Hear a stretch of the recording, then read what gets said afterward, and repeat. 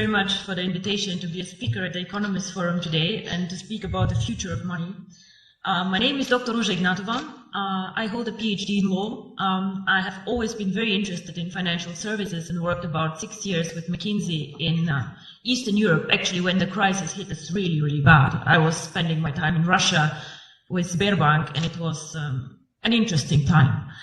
I want to speak today about, as I said, the future of money, the future of payments. And I am, how to say, a bit sad to listen to the speaker before me, who are having such a gloomy outlook, focusing on all the issues that the region faces, and showing us a future where we have to do a lot of catching up in Eastern Europe, a lot of work, a lot of tasks, a lot of issues.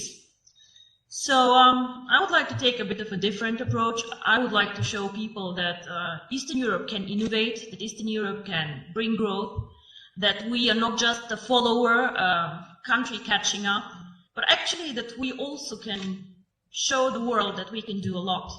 Our company, which is very young, 1.5 years old, actually writes history currently with cryptocurrency. OneCoin currently reached a market capitalization of $1 billion 3 days ago, which makes me extremely proud. And we have a network of 650,000 users over 190 countries, and we come from Eastern Europe. We started actually in this country, we had the idea in this country, and we do not only describe the future of money, actually we take a very active approach of shaping the future of money. So Southeastern Europe is a very good place to live, and I'm born here. I have been not raised here the whole time, but I feel home here. But however, even we cannot take an isolated approach and see ourselves as an own microcosmos. The world is getting smaller and smaller. We are living in a world with globalization. Technology is developing at a speed that makes me dizzy sometimes, seeing what happens around us. And all the innovative companies like Facebook, Google, Apple, all of them, unfortunately, are either not even coming from Europe, or like we are just a follower and just saving all our money in Eastern Europe, which is a lot of money for us to go and to buy the newest iPhone outside. So with globalization, the world becomes much smaller, much more transparent, and the needs of consumer and of companies actually change a lot. We have a lot more needs for cross-border transactions. Even as a simple customer, I have to do a lot of shopping, a lot of things outside my country. So of course, this is a need that we need and we have to address with a company. So what is the future of money? In my opinion, the future of money, or a big part of the future of money, will be outside the banking system as we know it today. Traditional businesses either will change or new entrants will come in the market. One of the most spectacular entrants that I've been following now for about 5 years is Bitcoin. Now, Bitcoin is a cryptocurrency, the first cryptocurrency, the biggest cryptocurrency currently. And these people who created Bitcoin, nobody officially knows who they are, have my fullest respect for the innovation, disruption, and value creation that they actually did to the financial market. Of course, wherever there's value creation, speculators come, and a lot of turmoil can happen, but these people created something new and something really exciting. Bitcoin and the blockchain technology, which makes financial services independent from governments, independent from regulators even, and independent from banks as we know them, already starts changing the world we live in. However, Bitcoin until now and the more sophisticated cryptocurrencies have been a payment system, an investment system for the either very sophisticated people out there with a very, very solid IT background, for the smart ones, or for the elite who has a lot of money and diversifies their portfolio with a new exotic investment like Bitcoins.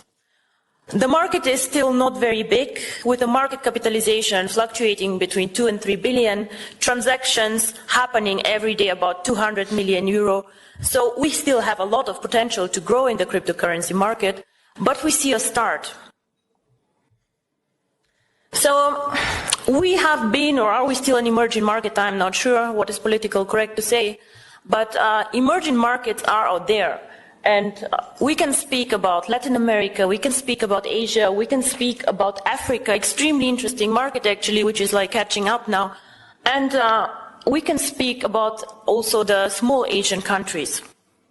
In all these countries, we have an issue that we also had here actually, a lot of people who are underbanked, unbanked, or just forgotten by the big players. Why? Because they're poor, because they have needs that are not that interesting in the transactions, or simply because some of these people do not have proper documents.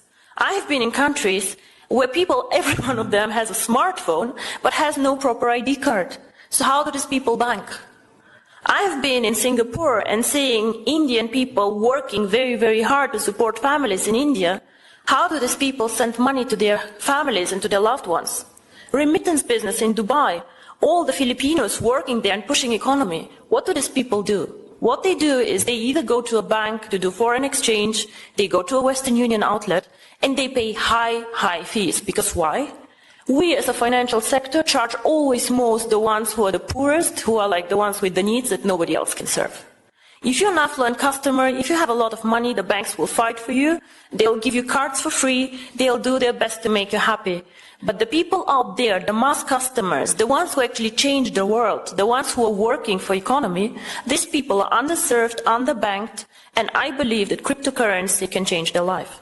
And not only me, actually, I think Bill Gates believed the same and said that cryptocurrency can make a huge difference for emerging markets. So, what is really the future of money? I believe that if cryptocurrency is spread out there to the mass market, to people who can be made understand cryptocurrency, and as you say, cryptocurrency sounds very, very complicated, hidden, complex. Can I do it? If we manage to make cryptocurrency actually accessible to people out there who are smart enough to understand the smartphone, who are smart enough to move and to work in an Asian country, if we make it simple, we can become actually the next mass phenomenon, like Google, like Facebook, become a network of active users. Until now, cryptocurrency did not make the leap, in my opinion, because it is not user-friendly, because it's not easy to use for the mass market, and because people perceive it as very difficult. So the person or the company who makes it actually to make cryptocurrency easy to use, accessible in the markets that need it, and this is not the US, gentlemen, this is the emerging markets where people want to work with it, to use it. If we make cryptocurrency not only a tool for speculators and investors to make quick money, but make it usable, if we work on KYC, on documentation, on making it transparent and bringing cryptocurrency to the traditional world, with the regulators, by the way, the US actually government, 4 weeks ago, they said that cryptocurrency is actually in a status equal to commodities. So it means that actually cryptocurrency can be treated like virtual gold. Commodities is gold, is silver, platinum, and apparently bitcoins. So the future of money can be searched, I think, outside the banking system because we are still more flexible. We do not fight the issues that the banks have, and because we think that the next big thing is based on technology, on the internet, and on the network phenomenon that we see in all these big companies out there. I think if we manage to provide a consistent strategy, a case to use the currency, and an easy access, which is aligned with the regulators out there, transparent, safe, cryptocurrency can actually be one of the preferred methods of payment, and not only bank transfers, card transfers, and all the traditional ways that we deal money with. My future, or my vision actually, is the one card, making cryptocurrency one currency like the euro, like the dollars, that you just can go and spend with your card, which can be Visa, MasterCard, China Union Pay, whatever. Make it the real currency that people just can go and spend out there.